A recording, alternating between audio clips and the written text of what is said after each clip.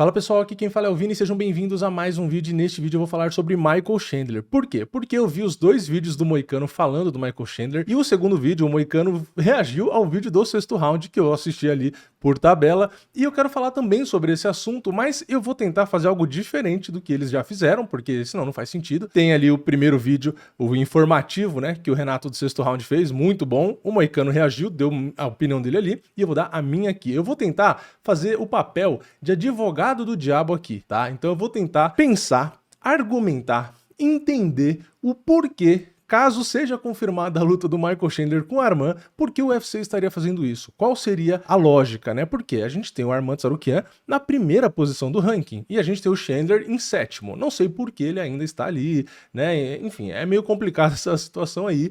Não faria sentido nenhum, realmente, a luta, mas, de novo, eu vou tentar fazer o papel de advogado do diabo. E o que a gente pode tentar entender a favor do Michael Chandler? Bom, eu vi que o Moicano dá a opinião dele ali, realmente tentando deixar claro que o Chandler não vem muito bem faz tempo, muitas derrotas e tal, mas o que acontece? Na minha opinião, a gente tem que olhar não só se o cartel do cara é verde ou vermelho, né? Porque às vezes o cara realmente perdeu, mas o cara entregou alguma coisa ali. E pro evento, às vezes faz sentido comercial ou mesmo sentido do lado do esporte, porque cada derrota é uma derrota, cada vitória é uma vitória. Não dá pra igualar tudo, todos os verdes com os vermelhos aqui, pronto, acabou, né? Existem vários espectros ali. Então, o que a gente tem aqui pra começar? Vamos pegar na ordem, né? Algumas das lutas que o Chandler acabou perdendo. Ele perdeu a primeira lá, por exemplo, contra o Charles no UFC 262. O primeiro round daquela luta, ele venceu, né? Ele venceu o round, ele lutou bem e acabou ali sofrendo a virada, né? Ele perdeu no segundo round, mas ele tinha ido bem. Tanto que depois até teve revanche e tudo. Então, ele não lutou mal, tá? Aqui eu vou pegando luta a luta das derrotas e no final eu vou falar, né? Vou complementar com mais algumas outras coisas. Depois, na próxima, ele lutou com o Justin Gaethje.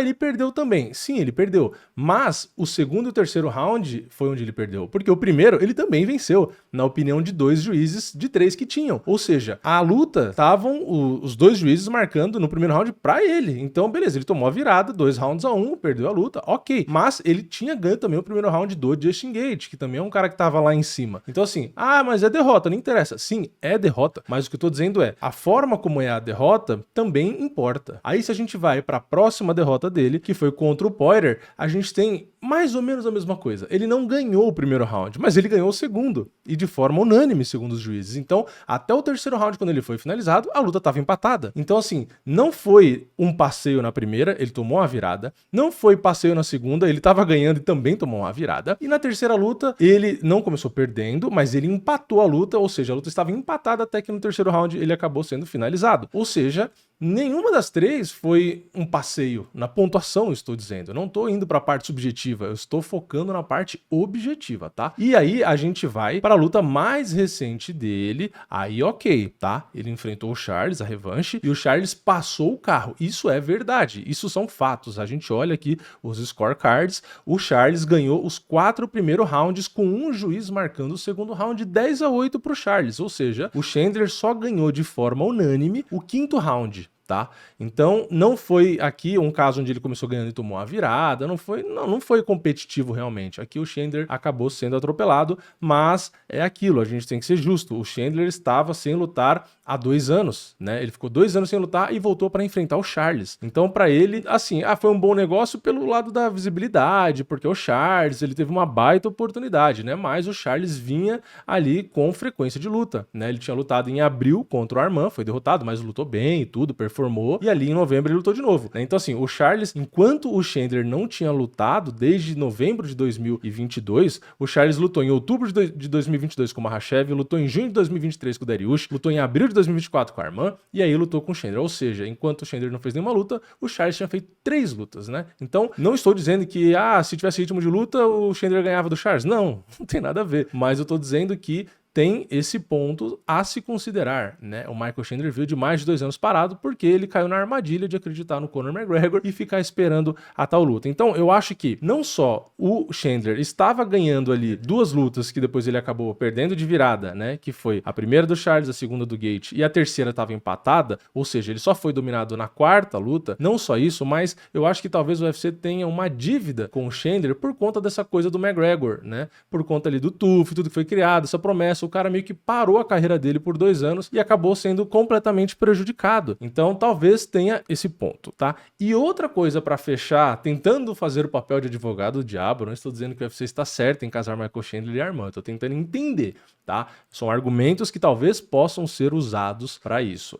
A gente tem também, se a gente olhar as últimas 6 lutas do Michael Chandler, ele só não recebeu bônus em uma delas, que foi quando ele foi nocauteado pro Charles. De 6 lutas, o cara ganhou 5 bônus. Cara, isso é surreal. Ou seja, se você olha ali, das últimas 5 lutas ele tem 4 derrotas, esse cara é um merda, manda ele embora. Não! Das últimas 6 lutas ele ganhou 5 bônus e, digo mais, das últimas 4 lutas ele fez 3 lutas da noite. Vocês têm noção o que é fazer 3 lutas da noite? Gente, se a gente for pegar o Charles, por exemplo, das últimas, sei lá, de todas as lutas, acho, da carreira dele, não, vai, mas das últimas 10 ele tem um bônus de luta da noite. Ou seja, ele tem alguns bônus de performance, é verdade, mas ele não tem tudo isso de luta da noite. Então o Michael Chandler, ele vende e ele entrega luta de qualidade. Então não dá só pra considerar ali o que eu falei, você pegar e falar, o cara só tem um monte de derrota, logo esse cara não tem que estar mais ali, esse cara não tem mais utilidade. Então não acredito que seja assim que funciona. Inclusive, se a gente for procurar aqui, o próprio Alex Poitin só tem luta da noite na última luta dele agora, contra o Khalil Rountree, né? Ele tinha alguns bônus de performances ali, não tantos quanto o Chandler, né? Porque nas últimas 6 lutas do Poitin, ele tem 3 bônus, né? Ou seja, o Chandler tem mais bônus do que o próprio Poitin. Então, é isso que eu tô querendo dizer. Dá pra entender realmente que é estranho você botar o Arman contra o Chandler, porque realmente o Chandler vende derrotas. Porém, não dá para dizer que ele não é um cara que tem qualidade para estar ali, ou não tem chance de vencer, ou que a decisão seja completamente sem sentido.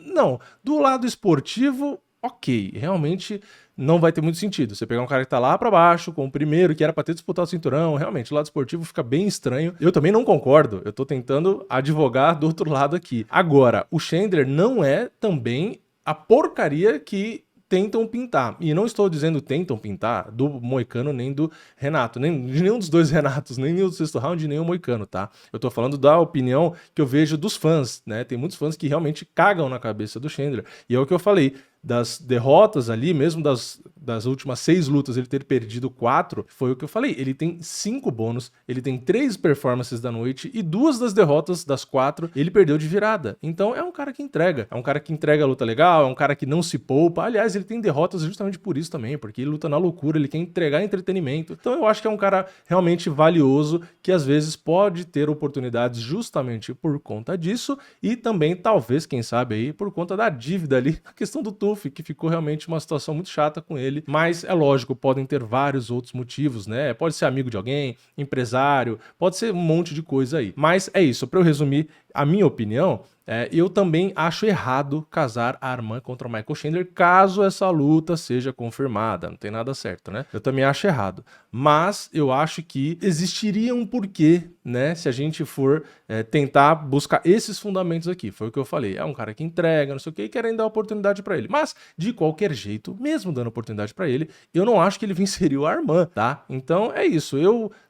Se eu fosse o Arman, né? Eu acho que eu não aceitaria muito, apesar de ter nome e tudo. Se ele quer o cinturão, ele nem deveria aceitar. Mas, vamos com calma. Enquanto não confirma, não adianta também a gente seguir aqui calculando e etc. Vamos, já que é só rumor, manter aqui só nessas ideias, né? Então, é isso. Eu tô tentando advogar ao lado do Michael Chandler. É difícil porque, de novo, o lado esportivo eu não concordo também. Não acho que faz sentido a Arman contra o Michael Chandler. Mas, pegando aqui um pouquinho no detalhe, o Michael Chandler, existe alguma justificativa, sim, para esse cara ainda ter importância. Tá? Não é fácil fazer o que ele fez, né? As lutas da noite, todos esses bônus. Perdeu. Sim, perdeu, mas porra, perdeu do Charles, do Gate e do Poirier. Esses 3 nomes que ele perdeu. Ele não perdeu do Zezinho da esquina, né? Então também, calma aí. O Chandler tem o seu valor. Eu acho ele um filho da P por todas as faltas que ele cometeu contra o Charles. Eu fiz vídeo aqui, falei um monte. Eu também acho. Foi, ridículo aquilo e tal. Mas a gente tem que ser justo. É vídeo dele cometendo falta, a gente vai, faz e critica e xinga. Agora, quando o cara tem mérito